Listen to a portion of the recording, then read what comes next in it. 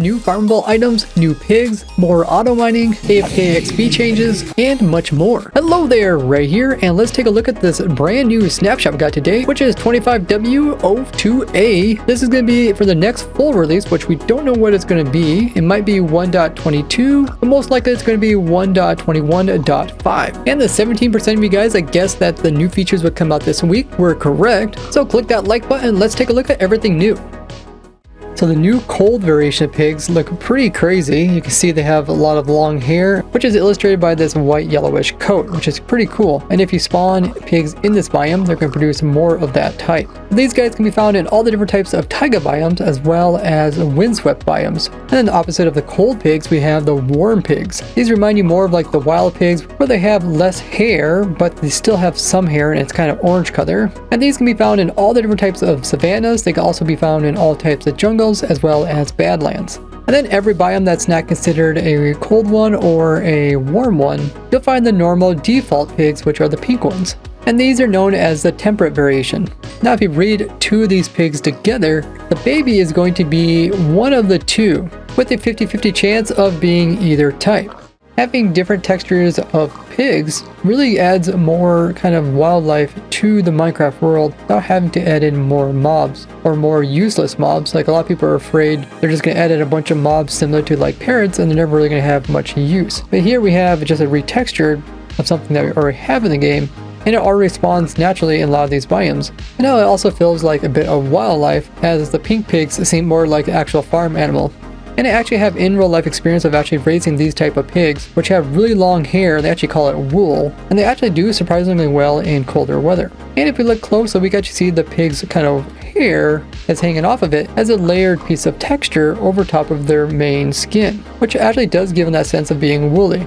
For the warm variation, it doesn't have that and it only has one layer. It does have like this little stripe, which is kind of like the little bristles that you can see like on wild pigs in the savannah. I know a lot of people complain that Minecraft just retextures stuff, but I think in this case it's an easy way to add more wildlife into the game without actually adding anything that's going to be useless.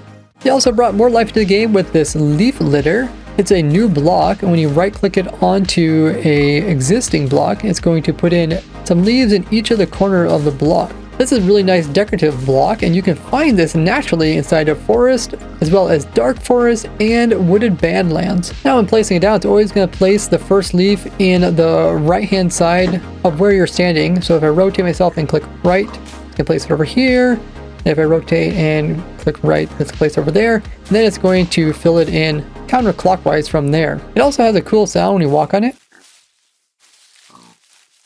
like you're walking over top of dry leaves. And this actually really changes the look of these biomes where they generate in. This type of look is more what you'd expect when you're inside of a forest in real life. These trees will drop a lot of dead leaves and they will eventually pile up on the ground. So you typically don't actually have that much grass underneath of a really thick forest. Now this leaf litter can be picked up and used as fuel inside of a furnace. And you could actually produce more of this leaf litter just by smelting down leaves that you collected with silk touch or shears. And every leaf block that's cooked down will produce one leaf litter. So that's the way you get more of it, as you can't like bone mill it to get more, or even bone milling the grass in this biome won't produce more of the leaf litter. So to farm this up, we'll have to combine this with some of my already pre-existing leaf farms, and then just cook those leaves down to get the leaf litter. You might notice that they also added in leaf particles falling off of all the tree types now. We've seen this as a new introduction when the pale oak trees were added. And we also see this in the cherry blossoms, but they're dropping actual blossoms. So now all the different trees will drop leaves. So here's like a birch tree dropping birch leaves. Here's a normal tree dropping the oak leaves. And just by placing these leaves in, we can get the particles to spawn from them. So pretty much each of the particles are like the same little image of like a leaf. They're just colored slightly different for each of the leaves. Now it's kind of funny that spruce actually yeah, spruce actually do drop these little leaves, even though spruce in real life don't have leaves, but they have needles.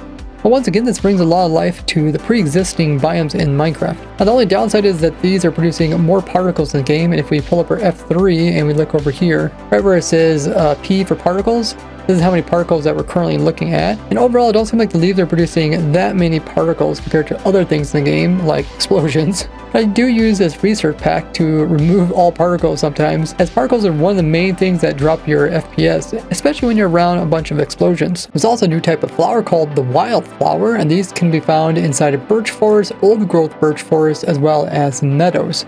And just like the leaves, when you place it down, it'll place 1/4 of the block on the right hand side, and then it will fill in going counterclockwise until it fills in all 4 of the quarters. It looks very similar to the pink petals we find inside the cherry blossom biome. And just like the pink petals, if you bone meal the area, there's a chance of getting these new wildflowers inside of these biomes. And if you bone meal a pre-existing wildflower, it will produce 1 item. But it does take 4 of these items in order to fill up a whole block.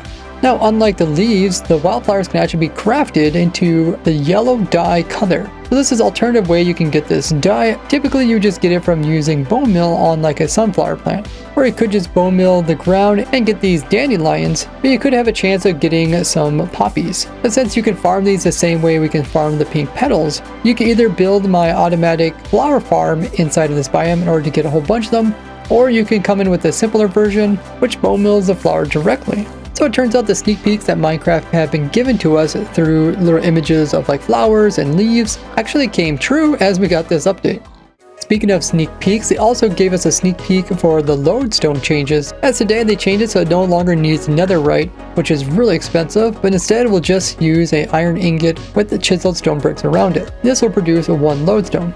Now you can also find lodestone inside of rune portals naturally. This change was to make lodestone more useful early game when most people would actually need it. Though I feel bad for everybody who actually made lodestones in the past, as they were quite expensive. Now speaking of iron, they did change the noise when it comes to iron. This is what it sounds like when you break and place it, as well as walk on it. They changed Badlands, so now farm animals will actually spawn here. Now I don't see any that naturally spawn, so maybe they only spawn if you place in grass. This could make a nice spot in order to make it past the mob farm, as they would naturally spawn on the grass you'd place in, rather than any of the sand around it. They now made it so that if a chunk is being loaded by a portal, such as like my nether portal chunk loader here, this area would typically stay loaded as long as the player is in the single player world. But if you would log off, typically those chunks would automatically unload. But the change they made today is that if it was being loaded by a portal, then once the world is reloaded, it will remember that and it will reload these chunks. This will make it nice if you set up one of these nether portal chunk loaders. After you relog, it will automatically reload and start loading the chunks once again without you having to visit it and restart it. Of course, now we also got the ender pearl chunk loaders, which are really nice and will automatically load once the player who owns the pearl logs into the world.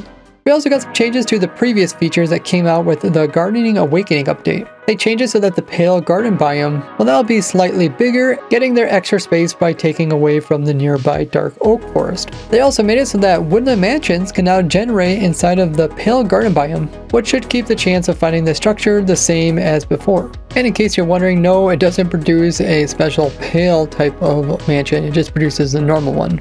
But this does make the lore between the actual illagers inside the mansion, as well as the creaking inside of the pale gardens, make a bit more sense, as we can find resin inside of these mansions. And as I noticed, the creaking actually runs away from the illagers too. Well, they decided to revert it, so now we can actually put name tags back onto creakings again. This will allow the creaking to survive during the daytime, but normally they would despawn. But the creaking will still despawn if it gets too far away from its original heart, or if the creaking happens to fall in a hole with the player, it will still be removed. That way the player doesn't get like soft lock. Now all named creakings will not be able to take any damage. As you can see, it's not producing resin, despite being hit by my dog here. They're still able to communicate with their heart from a distance. Now speaking of the heart, they also did some changes to the heart, so now it has a new dormant look when it is daytime out, and these dormant hearts won't produce creaking or resin. Now the state of these hearts, as well as the state of the eye blossoms, will no longer be affected by weather or the dimension's brightness. The color of the pale oak leaves, as well as the pale sapling, will now properly show up on maps.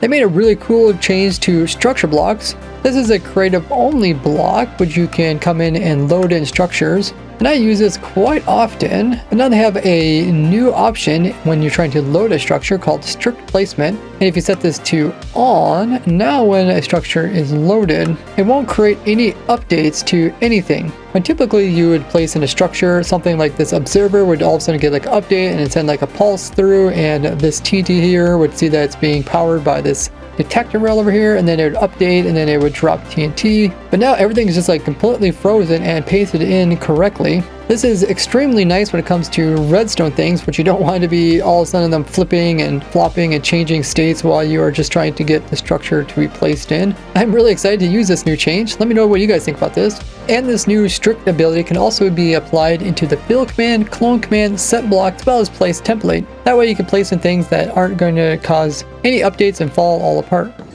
Well, it finally came, guys. We got the nerf to the zombified piglin XP farm and gold ingots. So what changed is that zombified piglins, if they happen to die while coming at you being mad at you, they will no longer give their XP orbs or give the chance of dropping gold ingots.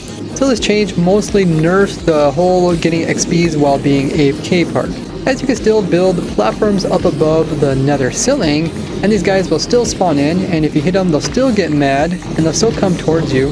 But now in order to actually be considered killed by the player and get the XPs as well as rare drops, we'll need to hit every single one of these piglins. So I went ahead and did a couple little changes to my fast XP and gold farm that's also quite simple, so that the player can actually hit this armor stand here and kill the nearby zombified piglins. Plus, since we're using looting, we actually get more gold. The only downside is this is going to take an auto clicker when before we could just AFK it. And as you guys know, I'm trying to make an automatic farm for every single item in the game Minecraft, and I'm not trying to use third-party programs like auto clickers when doing this if possible. So this change really just encourages players to go out and get third-party programs to make the game work similar to what it was before. Let me know what you guys think about this change.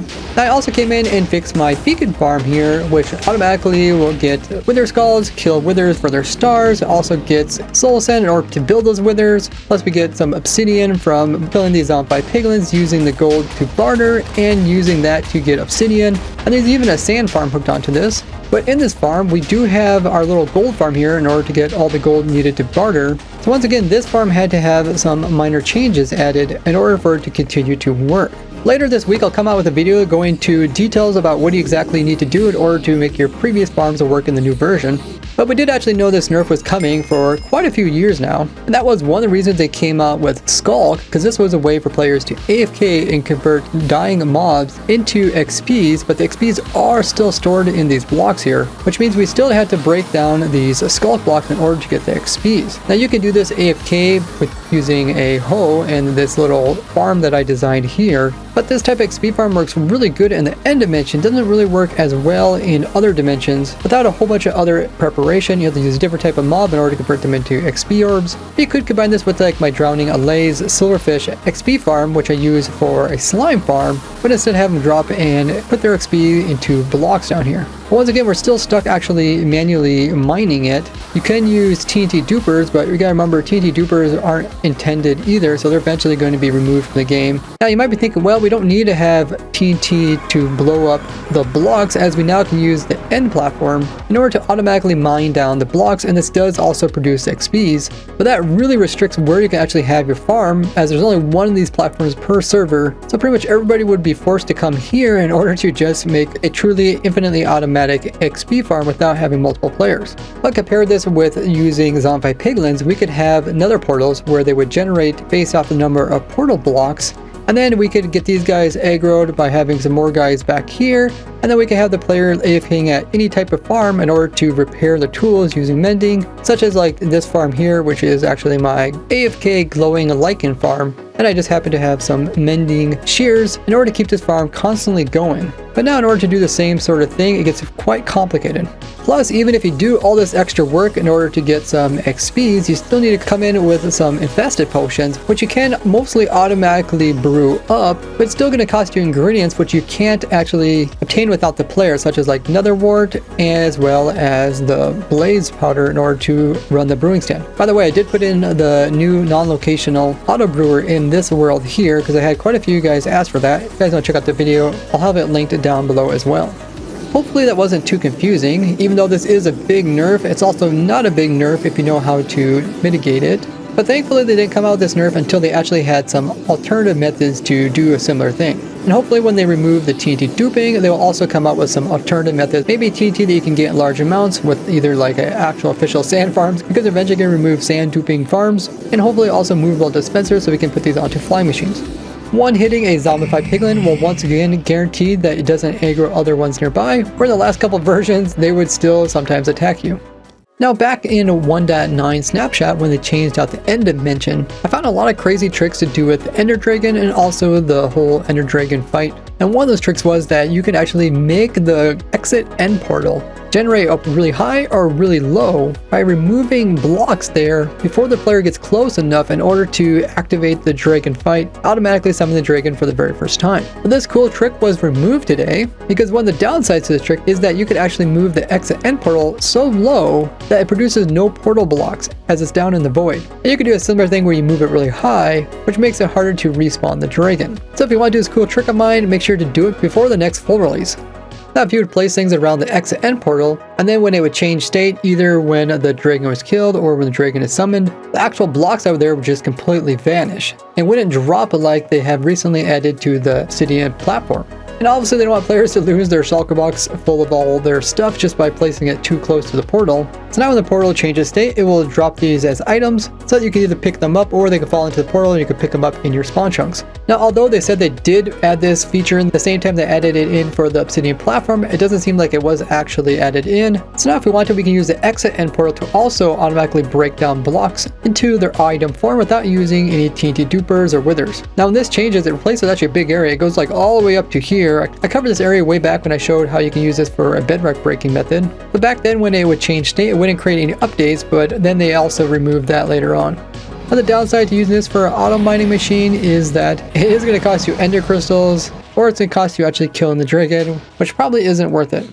They now added it so you can actually land and attach it to yourself to things that are climbable, such as ladders, when before if you would hit these with your elytra, you would actually not be able to climb this. You'd have to fall all the way down to the bottom.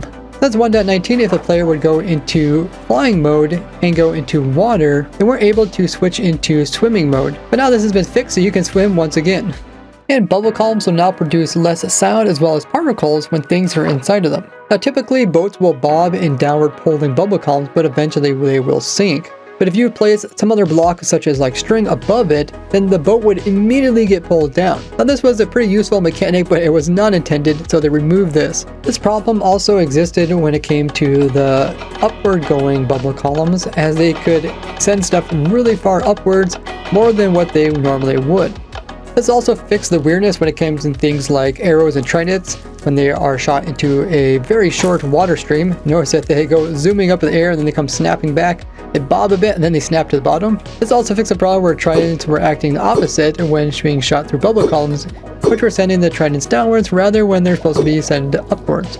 When things like arrows and tridents go through fire, sometimes they wouldn't actually light on fire, so they made that more consistent. They also made it more consistent when it comes to extinguishing these things, as putting water on them would sometimes not actually remove the flame on them. Now in the previous snapshot, they accidentally added so that when Blaze would hit a TNT minecart, it would instantly blow up, which was not intentional. So now it'll blow up similar to it lighting on fire. Now for the last couple versions, it was faster to move diagonal when you're doing something like recharging your crossbow, as your player would actually move faster than if you just move forward. Now this type of mechanic where people would purposely angle themselves to the side and then move forward this way because it's faster than actually moving forward normally is present in quite a few games, but it wasn't intended, so it's finally been removed today. Now using a fire aspect sword and the sweeping effect to ignite everything on fire is something that's more recently added, but the problem was that this was also being applied to other nearby players even if PvP was turned off on a server. So now you can't kill your buddies on non-PvP servers using this method. They fixed several problems related to powder snow that were accidentally added into the previous version, such as the player getting stuck when landing on the edge of a powder snow, desinking when you happen to be placing it while also falling into it, and if you happen to be wearing leather boots while falling into it, it sometimes wasn't working properly, so now all that is resolved. Powder snow also slowed down the player when they fall from quite high, and they fixed this rounding error issue, so if something would fall from this height here, it would produce 4.5 damage rather than being rounded down to 4. This is helpful when trying to get mobs to be a certain health so you can one-hit them. Now there used to be this cool trick we could do with weeping vines as well as twisted vines, where it appears like there's a gap in between here, but there's actually a small one that's holding up the rest of them. And this trick became possible to do once again in the last couple full releases. So make sure you get these rare type of blocks in your world before updating to the next version.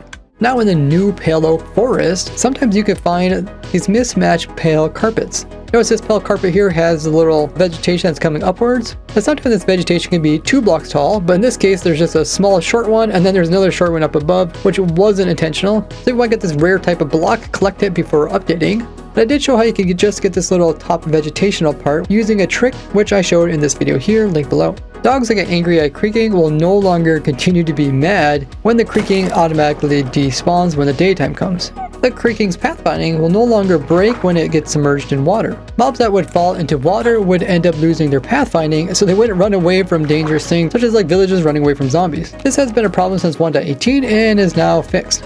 If you have double slabbed when it comes to the new resin bricks, when you would actually break it down, it'd only give you a single slab left. So now once again you'll get 2 like intended. By the way, if you want to build my resin farm, you can check it out down below.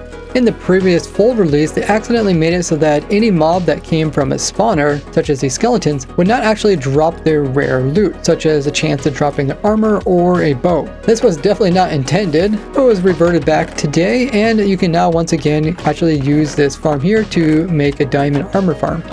The obnoxious spamming of advancements when you give yourself all advancements will no longer occur.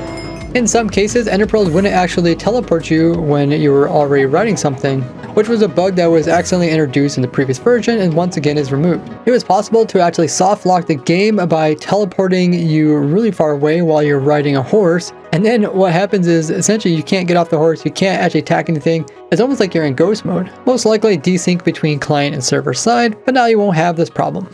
Now you might have heard of Minecraft 2 rumor going around, and that is related to Notch's poll, the original creator of Minecraft, and he did his poll asking if people want him to continue working on some game that he's been working on, or should he switch his focus into making a new game, which would essentially be like Minecraft 2. Now this Minecraft 2 would be a spiritual successor thing to Minecraft, he says. And then he did this poll and about 82% of people did like the idea of making a Minecraft 2. So the game would be super similar to the first one. And since it's been such a long time since he's sold the Minecraft game, he's probably no longer under a license agreement, because typically when you sell a game, you have to sign something saying that I won't make a similar game or do anything similar that could hurt the game that you just sold. So he's probably out of that agreement by now, so he can actually make a Minecraft related game. And he says he would make sure not to infringe upon the incredible work that the current Mojang team is doing under the current ownership, which is Microsoft. So what do you think of Notch kind of making a Minecraft-like game that would be a successor to the current game?